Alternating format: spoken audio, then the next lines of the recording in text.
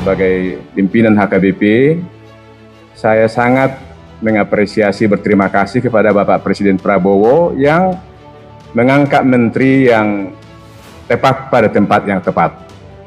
Karena beliau yang bisa merasakan betul bagaimana perasaan masyarakat.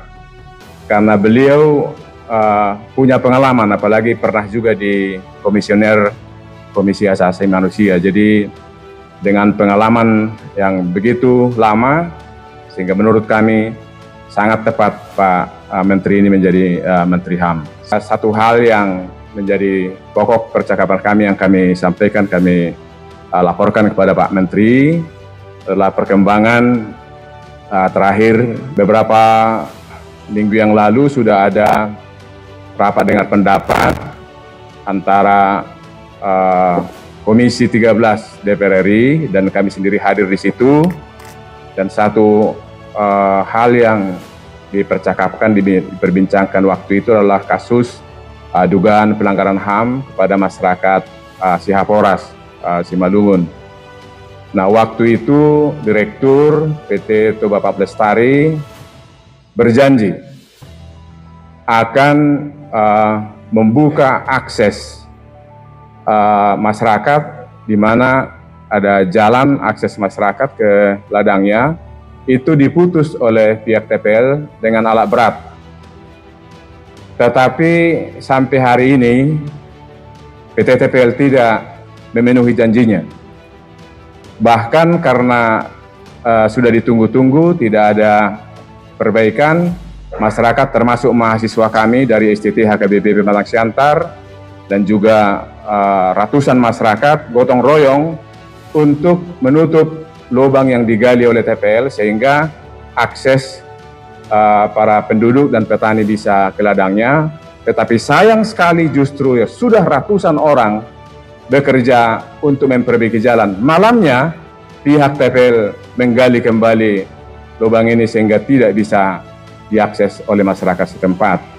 Dan belakangan masyarakat di Sihaporas dengan teman-teman yang ada di Sekretariat Bersama Keadilan Ekologis di Sumatera Utara, juga kami diskusi bahwa masyarakat kita di Sihaporas mengalami kesulitan untuk memanen hasil ladangnya. Padahal saya sampaikan kepada Pak Menteri tadi, masyarakat kita di kebanyakan ini sekarang di mana konsesi TPL ini ada, mereka ini hanya berjuang untuk kebutuhan keseharian.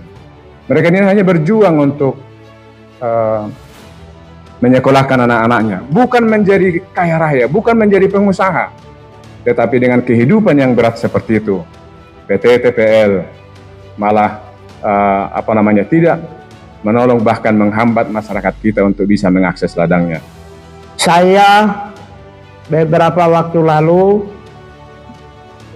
juga Kementerian HAM melakukan pertemuan dengan Komisi 13 DPR RI. Mereka juga menyampaikan dan merekomendasikan agar Kementerian HAM harus memberi perhatian terhadap situasi yang dihadapi oleh masyarakat wilayah konsesi TPL ya, yang berada di 7 kabupaten ya. Pada saat Komisi 13 merekomendasikan kepada Kementerian HAM untuk lakukan pantauan dan pembentukan tim untuk mencari data, fakta, dan informasi, maka pada saat yang sama kami memerintahkan kepala kantor wilayah Kementerian HAM di Sumatera Utara untuk turun lakukan pemantauan.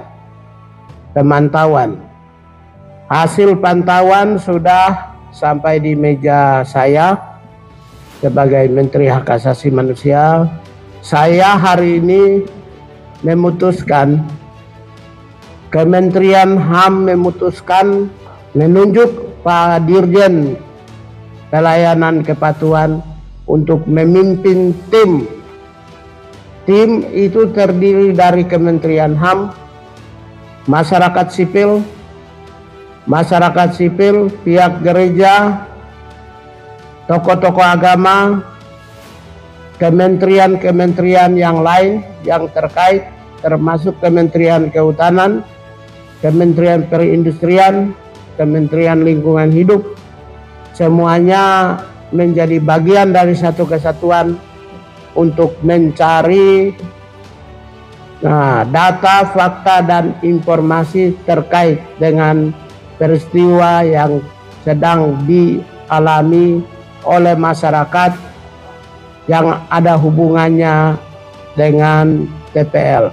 Standing position Kementerian HAM terkait sebuah bisnis yang hadir di sebuah wilayah itu harus memenuhi kurang lebih 8 kriteria.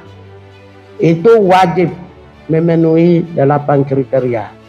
Yang pertama adalah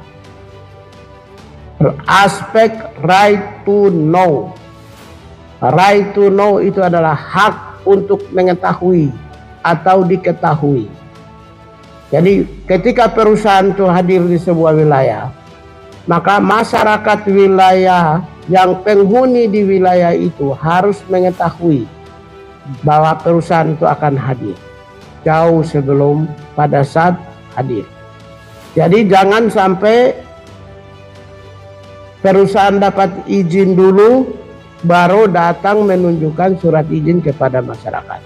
Nomor 2 adalah perusahaan hadir di sebuah wilayah harus clean dan clear. Clean dan clear terhadap lahan dan usahanya, terhadap tanahnya. Karena tanah di Indonesia sekalipun wilayah absente adalah tanah yang bertuan, tanah yang dimiliki oleh warga negara Republik Indonesia atau badan usaha. Oleh karena itulah kepastian pemilikan tanah clear and clean itu menjadi penting. Maka lembaga atau kementerian atau pemerintah yang menangani bidang tanah itu harus bersikap, harus mengklirkan bahwa lahan itu adalah penting. Aspek yang ketiga itu adalah setelah right to know, yang kedua clean and clear terhadap lahan. Maka ketika perusahaan itu hadir, masyarakat ikut berpartisipasi sebagai satu, bisa menjadi bagian dari pemiliknya perusahaan, bisa juga menjadi pekerja bagi perusahaan. Jadi kehadiran perusahaan itu mampu membuka lapangan berusaha maupun juga mampu membuka lapangan kerja bagi masyarakat sekitarnya. Kalau perusahaan hadir untuk meniadakan usaha yang eksis, ya, lapangan usaha atau menutup bagi kesempatan kerja bagi masyarakat sekitarnya, untuk apa perusahaan hadir? Ya, oleh karena itulah yang keempat adalah harus bisa memberi manfaat bagi masyarakat sekitarnya, manfaat sandang dan pangan dan papan. Pendidikan, kesehatan, dan ekonomi harus lebih baik. Kalau tidak bagus, untuk apa? Untuk apa Anda datang untuk meniadakan, ya, kesempatan masyarakat untuk mendapat manfaat yang lebih baik dalam kehidupan? Ya, itu yang keempat. Yang kelima adalah perusahaan hadir melestarikan dan menjaga, ya, bisnis atau usaha yang sudah eksis di wilayah itu. Kalau mereka usahanya adalah tradisional, harus diberikan stimulus, merangsang mereka supaya usahanya jadi modern. Kalau bisnisnya tidak berkembang selama ini di masyarakat, maka kehadiran perusahaan harus bisa memberi manfaat yang lebih agar supaya masyarakat juga mendapat keuntungan bisnis. Itu yang kelima. Yang keenam adalah setelah masyarakat untung, negara juga harus untung. Kalau negara tidak untung, Ya untuk apa perusahaan hadir? Perusahaan sendiri juga harus untung. Kalau perusahaan tidak untung, untuk apa perusahaan hadir? Kemudian yang ketujuh, ini yang sangat penting.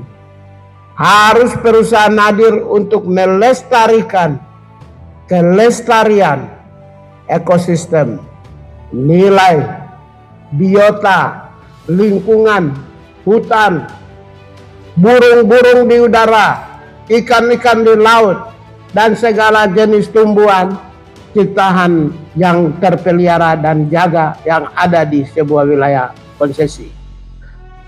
Kalau kehadiran perusahaan meniadakan lingkungan dan ekosistem, maka perusahaan tersebut sedang dengan sadar dan sengaja menentang mainstream dunia internasional tentang kelestarian lingkungan dan alam.